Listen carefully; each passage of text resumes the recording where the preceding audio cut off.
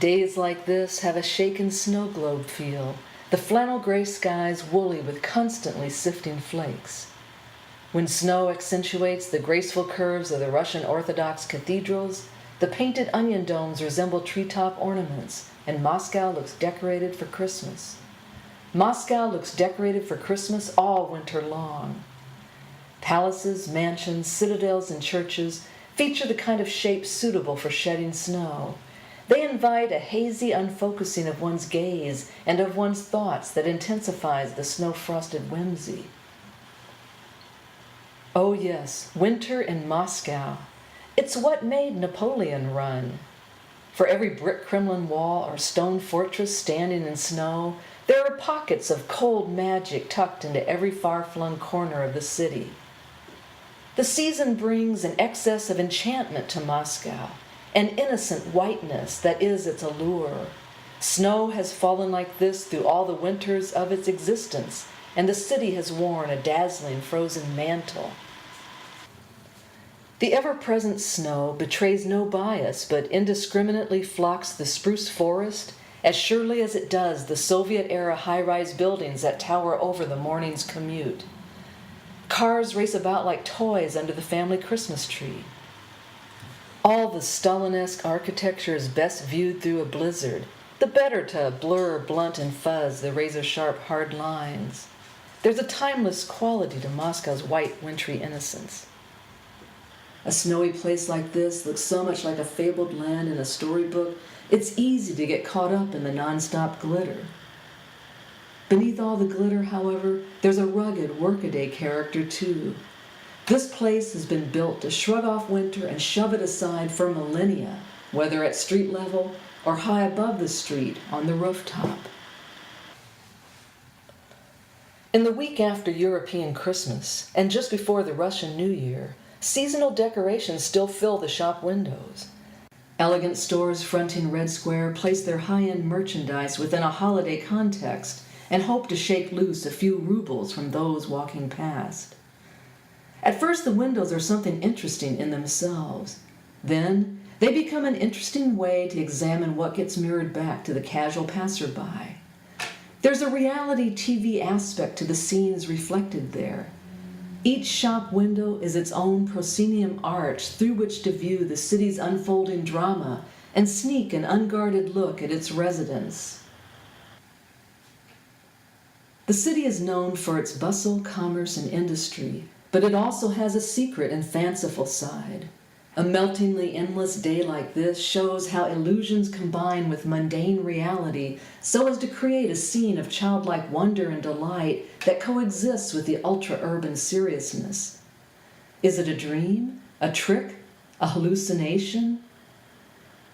There's a simplicity people feel on a lazy winter's day, a joy, a whimsy, strolling about without a care. There's an innocence Moscow believes about itself. The shop windows advertise this as much as they do their wares.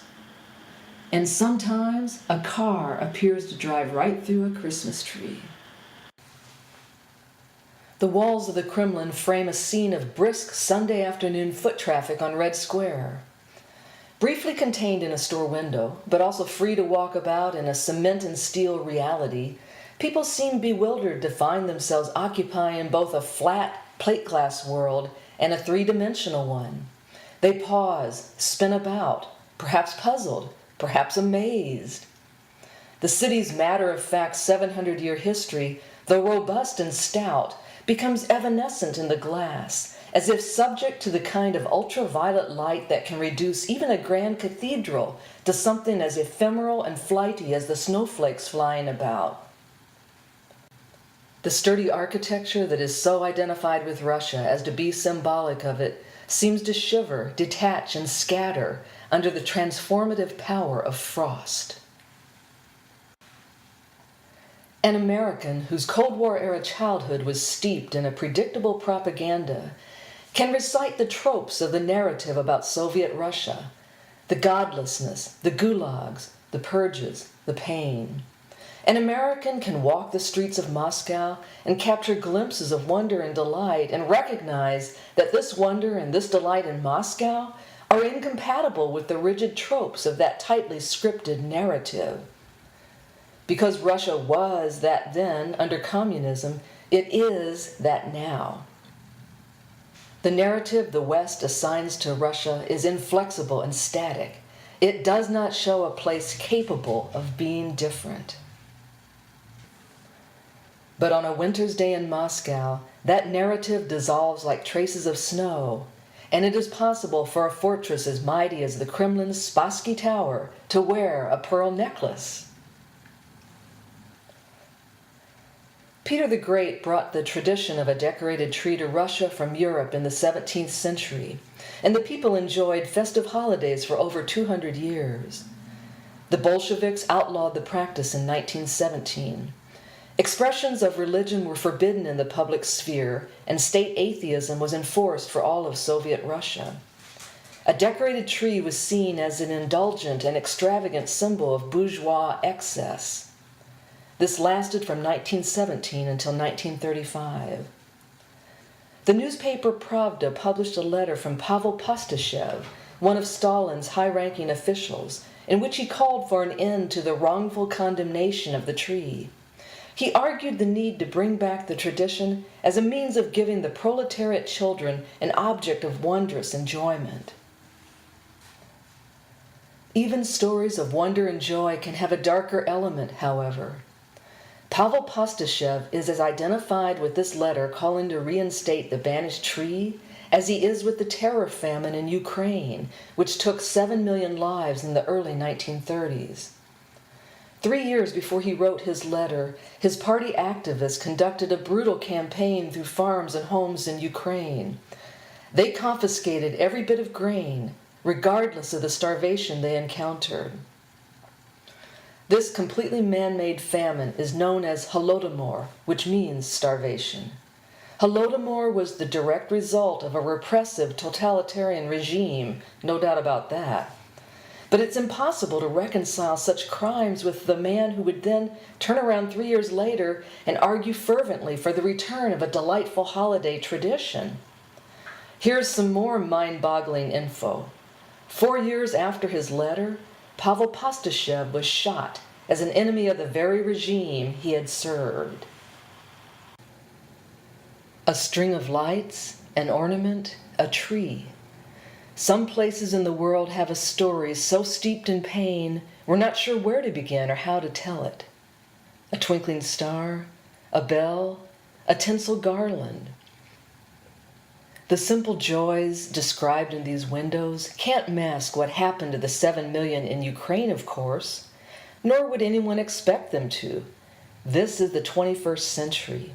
These windows here in the 21st century have no relationship to anything way back then. Their only possible connection, a slim one at that, hinges on the hand Pavel Pastashev had in both during the 1930s, both the Holodomor and then also the reinstatement of forbidden holiday decor. But that was 80 years ago. There is no relationship, no connection anymore. Who could stand before these windows and think about atrocities? An American whose Cold War-era childhood was stuffed with rigid propaganda can stand before festive wintry windows like this and feel a loss of innocence that has nothing to do with what is festive or what is wintry within them. The propaganda itself creates a strange other dimension. It's a filtering layer, much like the reflective plate glass is a lens through which to view what's actually contained in the windows. The propaganda is distorting and inaccurate. It alters what is seen through it.